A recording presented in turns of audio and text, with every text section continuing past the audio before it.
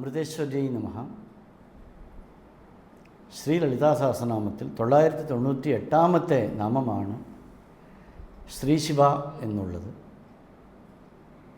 ശിവ എന്ന് വിസർഗത്തോടുകൂടി പറഞ്ഞാൽ അത് സാക്ഷാത് പരമേശ്വരൻ.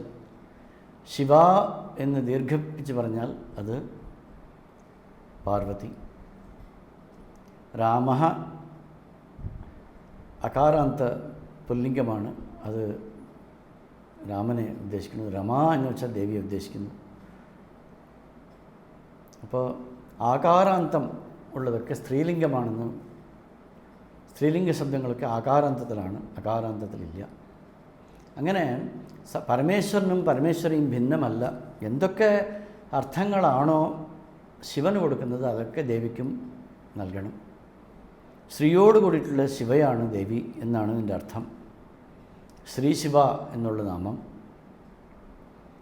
ശിവശക്തിയായുക്തോ യദി ഭവതി ശക്തഃ പ്രഭവിതും നചേദേവം ദേവോ നഖലു കുശലസ്പന്ദിതുമപി അതസ്ത്വാം ആരാധ്യാം ഹരിഹര വിരിഞ്ചാദിഭിരപി പ്രണന്തും സ്തോത്തും വാ കഥം അകൃതപുണ്യപ്രഭവതി എന്ന് സൗന്ദര്യലഹരി ശ്ലോകം തുടങ്ങുന്നത് തന്നെ ഈ ശിവശക്തി അഭേദത്തിലാണ്. പരമേശ്വരി ഇല്ലാതെ ശക്തിരഹിതനായിട്ടുള്ള ശിവന് സ്പന്ദിക്കാൻ പോലും സാധിക്കില്ല എന്നാണ് അതിൽ പറഞ്ഞിട്ടുള്ളത്.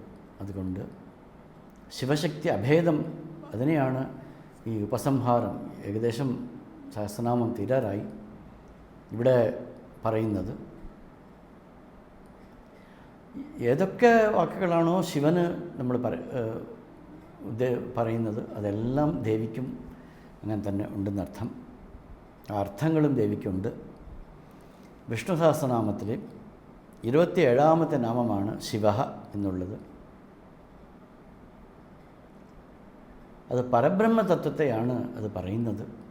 അതിൽ നിന്നും ഭിന്നമല്ല എന്ന് ശങ്കരഭാഷ്യം. പുരുഷസൂക്തത്തിലും അതിനെ എങ്ങനെ സൂചിപ്പിക്കുന്നു? സബ്രഹ്മ സശിവ സഹരി സോക്ഷര പരമസ്വരാട് എന്ന് പുരുഷസൂക്തത്തിലും ഇതിനെ പറയുന്നു. അങ്ങനെ ശിവനും ശക്തിയും രണ്ടല്ല, ഒന്ന്. ശിവ എന്നുള്ള നാമം അതിനെയാണ് സൂചിപ്പിക്കുന്നത്. പണ്ട് അമ്മ എപ്പോഴും ശിവശിവ ശിവശിവ എന്ന് പറഞ്ഞുകൊണ്ടിരിക്കും.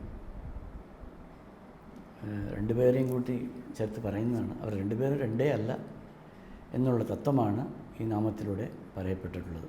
ശ്രീ ലളിതാ സഹസ്രനാമത്തിൽ 999ാമത്തെ നാമമാണ് ശിവശക്തി ഐക്യരൂപിണി എന്നുള്ളത്. ശ്രീശിവ ശിവശക്തി ഐക്യരൂപിണി ലളിതാംബിക എന്നുള്ളതാണ് സ്തോത്രഭാഗം.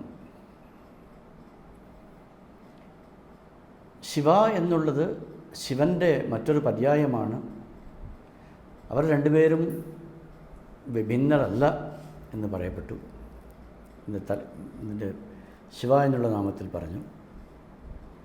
അത് തന്നെ ഒന്നും കൂടി വിശദീകരിക്കുന്നത് പോലെയാണ് ഈ നാമം. ശിവശക്തി ഐക്യരൂപിണിയാണ്, ശിവശക്തി സാമരസ്യ രൂപിണിയാണ് ദേവി. ശിവനും ശക്തിയും ഒന്നായി വിളങ്ങുന്ന ഒരു ശക്തിയാണ് ദേവി.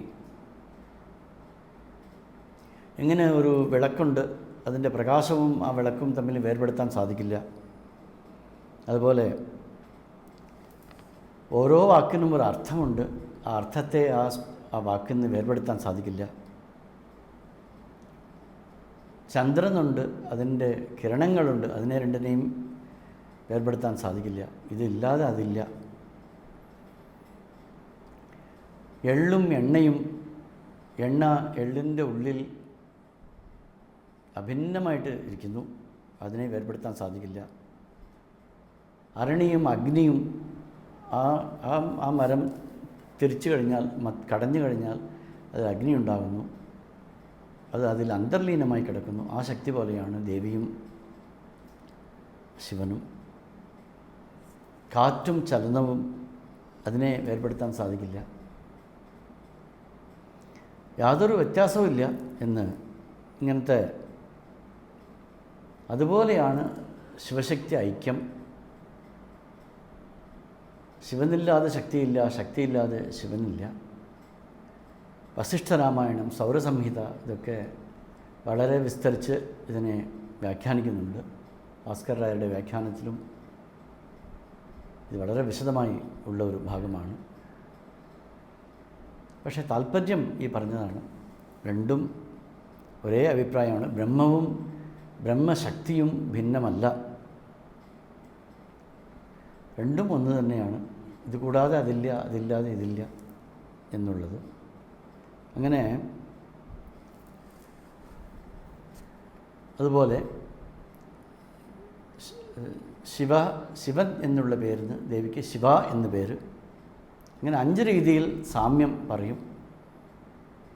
സൃഷ്ടി മുതലായ കർമ്മങ്ങളിൽ സാമ്യം, ഇതിനെ അനുഷ്ഠാന സാമ്യം എന്ന് പറയും. നൃത്യം മുതലായ ക്രിയകളിൽ സാമ്യം, അത് ക്രിയാസാമ്യം എന്ന് പറയും. ഭൈരവൻ, ഭൈരവി, ശിവ, ശിവ. ഒരു കണക്കിൽ ഹരൻ, ഹരി എന്നുള്ളത് കൂടി ഈ അർത്ഥത്തിലാണ്. എന്നുള്ള നാമത്തിൽ സാമ്യം. അതുപോലെ 3 തൃക്കണ്ണുകൾ, അർദ്ധചന്ദ്രൻ, ഇതൊക്കെ ഉള്ളത് കൊണ്ട് രൂപത്തിൽ സാമ്യം. ശിവചക്രങ്ങൾ 4, ശക്തിചക്രങ്ങൾ 5 എന്നൊക്കെ ഉള്ളതുകൊണ്ട് ഇങ്ങനെ ഇവർ ഒന്നുകൊണ്ടും ഭേദം കൽപ്പിക്കാൻ സാധിക്കാത്ത രീതിയിലാണ്. ഇങ്ങനെ 5 രീതിയിലാണ് സാമ്യം. അതുകൊണ്ട് സാമരസ്യരൂപിണി, ഇതിനെ സമയാചാരം എന്നൊക്കെ പറയും. അങ്ങനെ ദേവിയും പരമേശ്വരനും അഭിന്ന ശക്തികളാണെന്നുള്ളതാണ് ശിവശക്തി ഐക്യരൂപിണി എന്നുള്ള നാമം സൂചിപ്പിക്കുന്നത്.